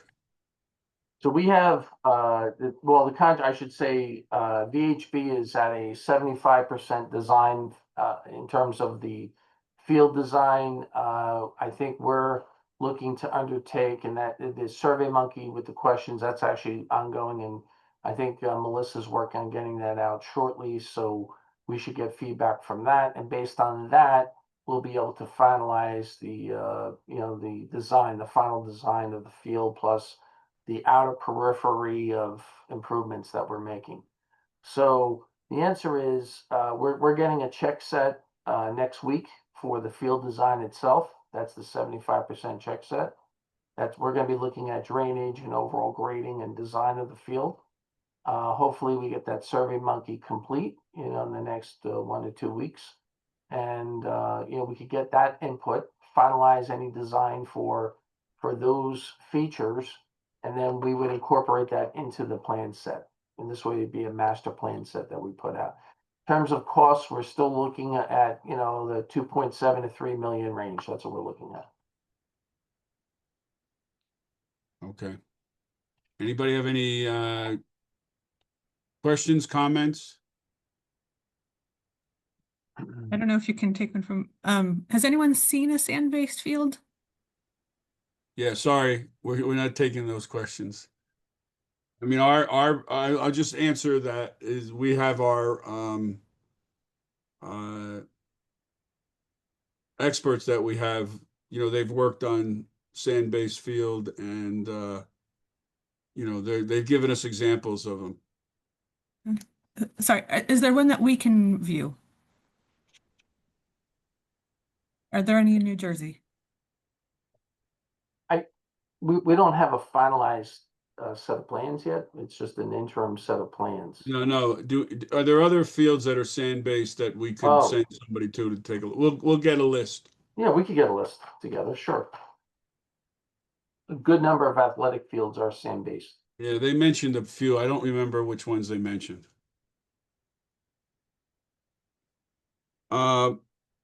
Patrick, you can just follow up with Melissa to make sure that questionnaire gets out. Yeah, I went through it. Paul, we still have an opportunity to make edits to that, right? Yes. I mean, it's not out there, but all right, I'm going to call you today because I have some changes I'd like to see. I spoke to Melissa the other day about it. I don't think she put it out yet, but it's She is not, no. soon. All right. Yeah. But let's also make sure the Recreation Committee gets to weigh in on these questions too. Okay. We have a recreation committee meeting on the 15th and we'll get their responses. Okay. Okay. Next up is the jitney. So here is the information. You can see that the jitney, these are the expenses. This is stuff that you've all seen before. But again, this is the budget it's up to about 300,000 a year. It's gone up in the last 2 years. It's gone up 12% or about 6% a year. Our revenue, we get about 15% of the jitney revenue from the jitney passes. We get another 20% from the combo. Now the combo is you get a parking pass and a jitney pass. So together, that's about 35% of this $300,000. If we add, let's see what and then the commuter permits, that's another $140,000 that we bring in. Here are the current fees, 150, 350, 330 rather, and 360 for parking. And then here are some examples if we raised it 10%, 15%, or 20%. So we have tried to keep the cost somewhere between 35 and 45% of the budget in fare revenue. Transit, I think, is somewhere between 35 and 40%. New Jersey Transit, their fare box brings in that. So we haven't raised the fare in, boy, maybe 3 years, 4 years, maybe even since the pandemic. I don't remember. But I think some fare increase is warranted. So Yeah, I'll just add to that, the City of Summit commuter permit for an annual permit is double what ours would be if we raised it 20%. It's over $800 a year for a commuter permit. And that's if you pay for the whole thing at once. Otherwise, quarterly or whatever is more. It's basically, if you pay daily, it's $4 a day. So I think we're, for this line, I think we're drastically underpriced compared to our neighboring commuter towns. So I would be in favor of a 20% increase so that the users are paying a little more than they are now, and the non-users of this are not subsidizing as much of it. And Deborah, at the last meeting, you said you were not in favor of any increase. I'm in favor of increasing parking, but I'm not in favor of increasing the jitney. I think we should be incentivizing people to take public transportation and increasing our jitney use. And I think the train tickets went up. Everything's getting more expensive. And I think that we should be conscious of that for our commuters and want them to take the jitney. So I would raise the parking, but not the jitney. And what percentage would you raise the parking? I'm okay to do Nancy's 20%. Not Nancy's, the mayor's suggestion of 20%. Right.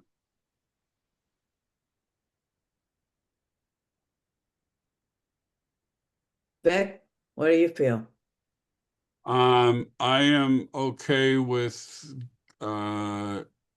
raising everything 15%. How about 15% for the jitney and 20% for the parking? How about we do I'm okay with that too. so to Deb's point, that, that we incentivize jitney use more, or maybe the jitney's only 10% more. I mean, the reality is we haven't increased in it. I think, Vic, it was before the pandemic, because once the pandemic, It might be. and that's a long time, right? So Yeah, yeah. Still opposed to the increasing the jitney, but if you were to increase the jitney, I would want the 10% and then the 20% for parking. And what about, okay, so. But I don't want to do it, so that's just my. Right. So what about 10% for jitney, 10% for combo, 20% for parking fee? Nancy, can you live with that? How about 10, 15, 20? 10, 15, 20 This makes way, right sense. here. This is tic-tac-toe, right? Yeah. Or we could talk even higher. I mean, you're suggesting 20, but 25? No, okay, that's too much. I would Although, go higher for parking. yeah, I'm okay with going to like 500 for parking. I don't know what that is. Maybe that's too much. Yeah, I'm not. It's 360 now. That's 140. That's a huge increase. I could still propose that we don't raise the jitney and just raise the parking. So Yeah. I don't know except the jitney if costs it's have on the gone up committee too. or what, or if we want to take this to the full council and figure out Yeah. that. Well, Well, I'm we going to ask, will. I'm We have going to to change ask, the ordinance, so yeah, we I will. want to just get the committee's opinion first, and then I'm going to ask Malia and Dean if they want to weigh in. But so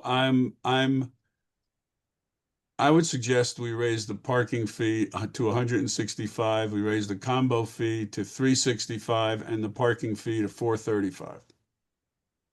You meant the jitney for the first one. The I'm jitney. sorry. Yes. Did I say something different? Yes. 165 from 150 to 165 combo, from 330 to 365, and the parking from 360 to 435.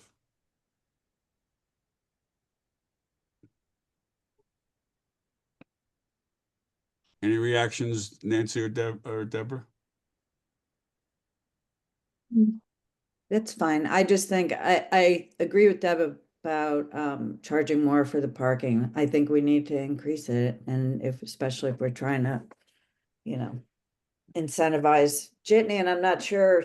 I don't think the jitney ridership has come anywhere near close what it was before the pandemic, so it would be great if we could incentivize that more and charge more for parking, so.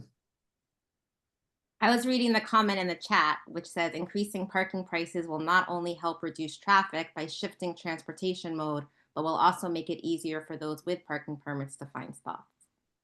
There you go. Okay.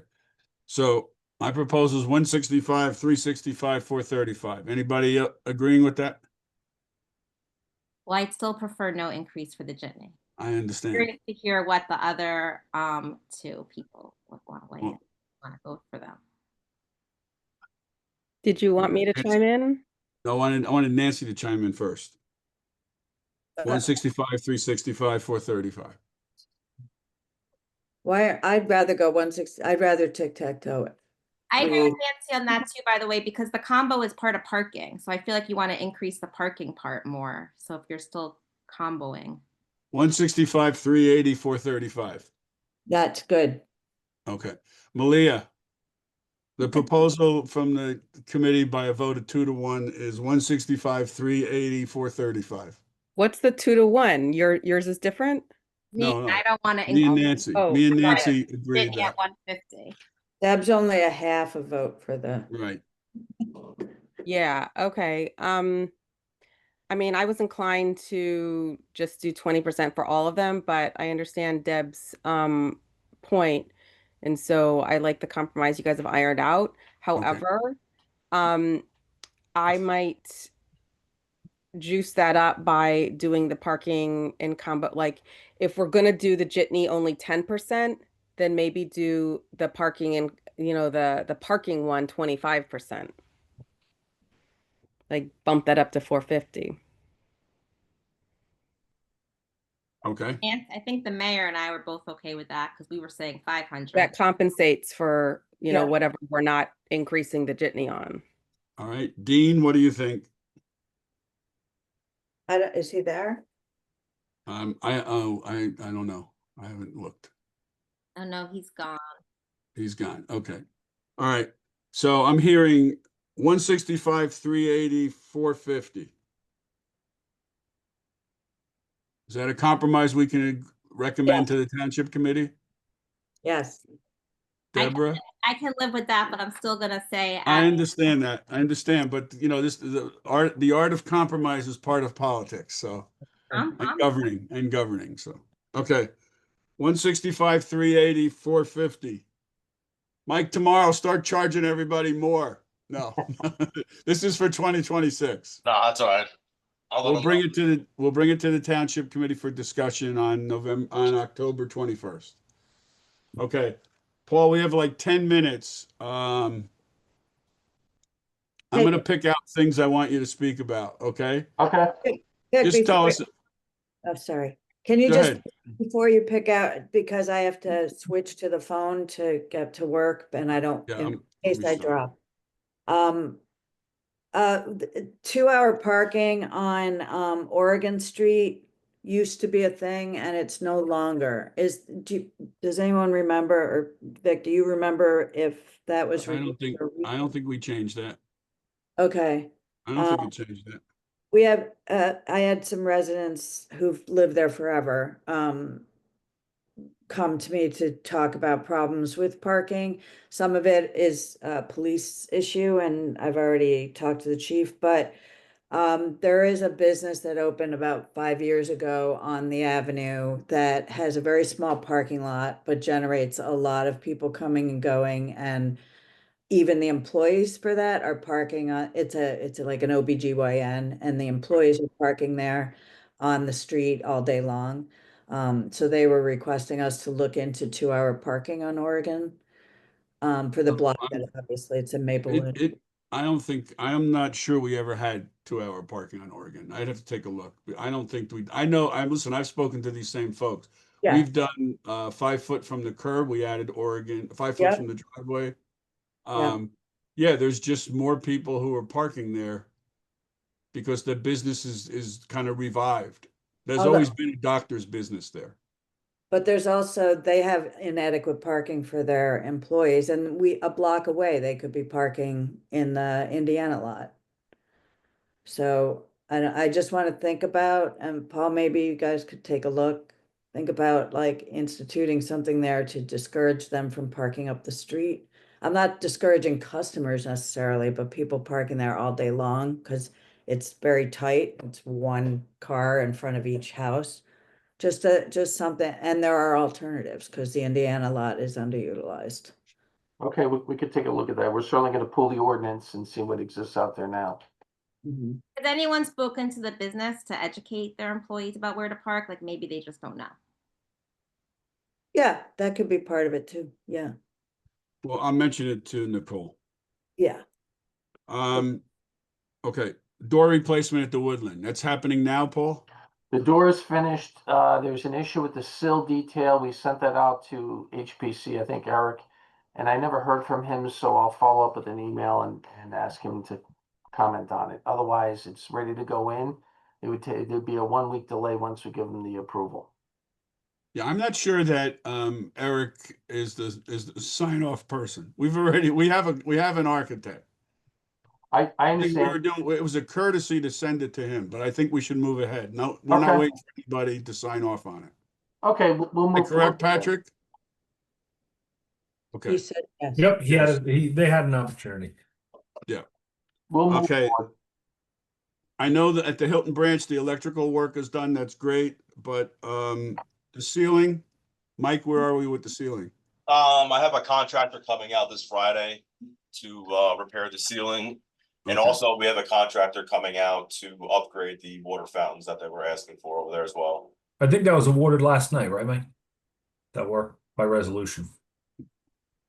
Okay. All right.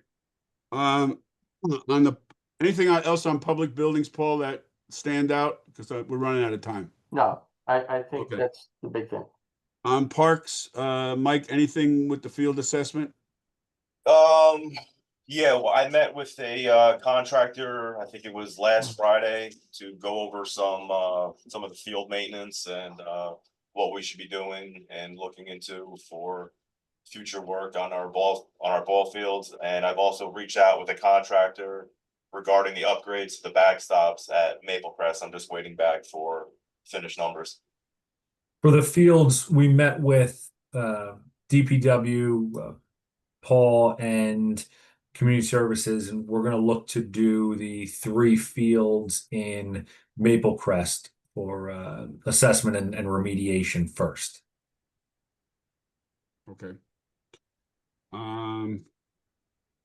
Any other things on roads? Our road program's done, right, Paul? It's done. There's a punch list, but it's done. The roads are complete.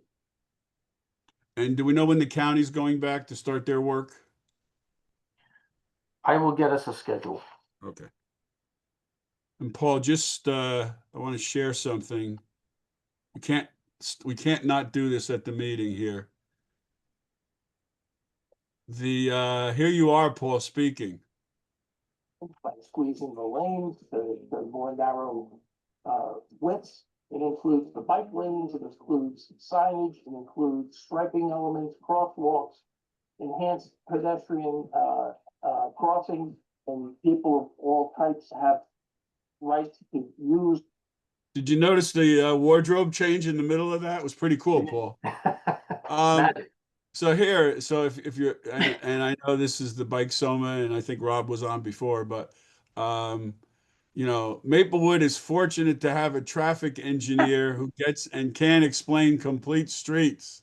There you go, Paul. I'm flattered. Thank So you. congratulations, Patrick. I guess we got to put this in his personnel jacket, particularly with the change in costumes. I like that, Paul. All right, so we dealt traffic calming, Boyden Avenue and Jefferson. When is that going to start? So that's starting the week of the 13th. We have VMS boards out there. We're going to finish the programming today and try to warn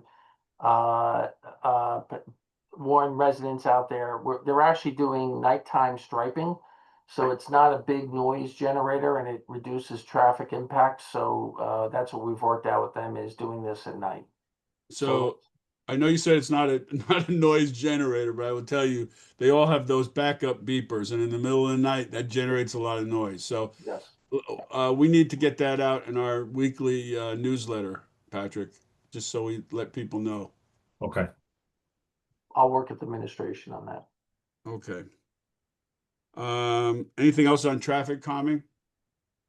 What are we doing on Boyden? Just striping? Striping. Restripping existing striping. We're just refreshing it. Yeah. Perhaps And in when our we, bulletin, you can also give it to Hilton Neighborhood Association to send out to their newsletter list, right? When it's going to be. yeah. Okay. Okay. Paul, the striping will include Boyden Avenue, and then at the intersections, it's the side crossing to the side streets, right? It's the cross streets, yes. Cross street, yeah, cross street. Including the, do not block the intersection or block the driveway in front of the firehouse. And we're also doing Jefferson as well. Right. And we're putting a do not block over by Meadowbrook Place too? Meadowbrook Place, do not block, yes. Okay.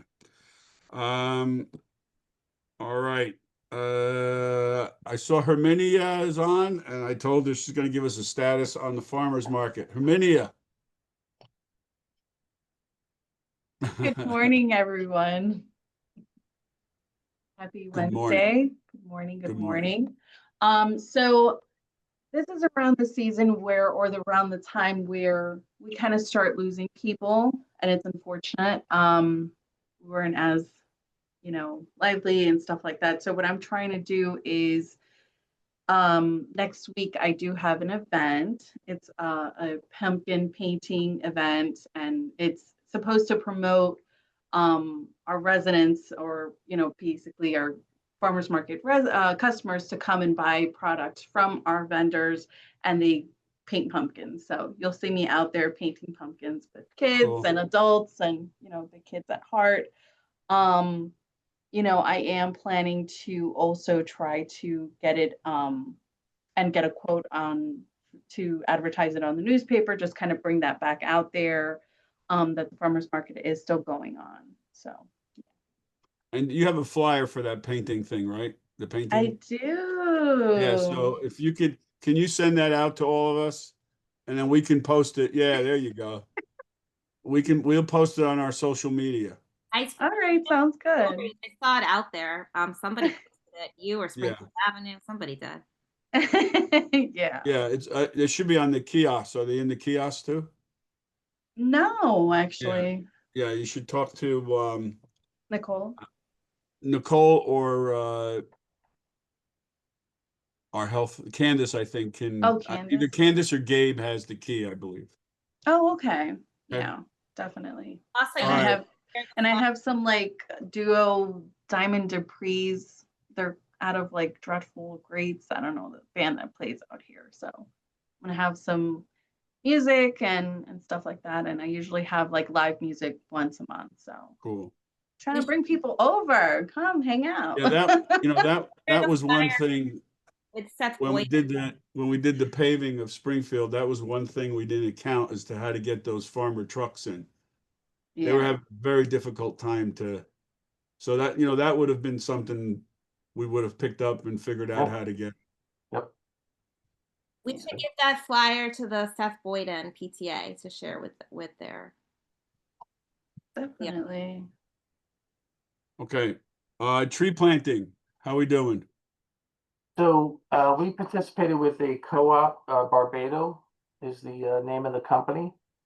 And we got really good pricing. In fact, the pricing was so good that I think we're going to be able to put additional trees and street trees in.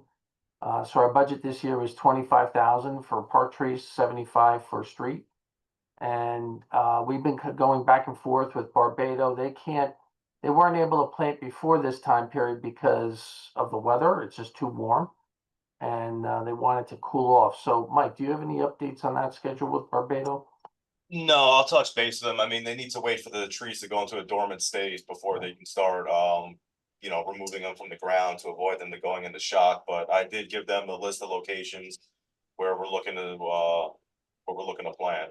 But I will touch base with them on when they plan on mobilizing and start planting. That way I can get door knockers and leaflets put in people's mailboxes so they can anticipate having a tree planted in front of their property. Thank you. Great. Paul, do you And- have OSTF money for the park trees? Or is that Yeah, where that's a $25,000, Mayor, for the park trees. For this year. And then I just want to let everyone know that last night we introduced the ordinance for the overnight parking permit. So when that starts, just so your folks are aware that when they're doing street cleaning that, and also some leaves, that there may be cars legally parked overnight. So they just have to work around it, just so you know, and with Okay. plowing and stuff like that. Okay. Okay. Thank you. Anything else, anyone? 10 o'clock, 10:01. Can I Yes, Deborah. just overnight parking? Pat, are you and Cindy working on that list of like FAQs for people who apply for the permit? I have not worked on it, but I will. Cindy, I thought Cindy and you and Pat, whoever. Well, We'll figure out how it gets done. yeah. I do have one quick update, and that is direct install. So we've been working back and forth with Tri-State, the contractor. They sent over forms for us to authorize to get them going on this. It doesn't obligate us at this stage, so I'm going to sign those forms and authorize them to move forward. But they are going to come up with some cost estimates. It is going to increase our monthly costs through the PSE&G program. So I just need to make sure, talking with April to make sure that we can absorb those additional costs. Okay, well, you work with Patrick because that'll be a budget issue. Yeah. Sure. Rob Howley.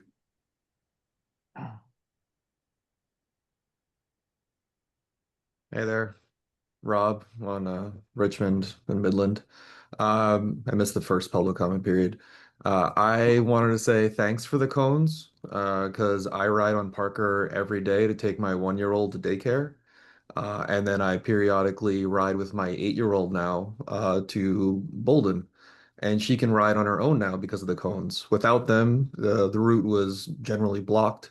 And that means that on my bike, I would have to take the lane, which is okay for me because I'm an experienced cyclist, I suppose. My 8-year-old, not so much. So there would be no way for her to go a good east-west route. Um, and removing the protection on the south side of the street means that I would have to take the lane on the uphill, which again, I have an e-bike, is fine. Many people don't, and cars particularly don't like bikes in front of them when the bike is definitely going to be going slower than it otherwise would be. Uh, so if there's a stretch where Maplewood can stick with the plan for its first protected bike lane, this would be a high traffic, high utilization, and much safer place to do it. And people are still getting their packages because I ride every day. I also ride by the Amazon trucks, the UPS trucks, the FedEx trucks. They pull over out of the way of traffic where the homeowners' driveways are. So there's still enough room for me to get by on the side. There's room for cars to kind of go around, but it doesn't like preclude package deliveries. Uh, and the cones, despite being just ugly right now, and their alignment is narrower than an actual protected bike lane would be, I still ride in it every day, and I'm much happier for it. So thanks, and I hope we follow through on the protected section. Thank you. Bye. Okay. Anything else, anyone? Okay. Thank you. We will adjourn. Take care. Thank you. See you.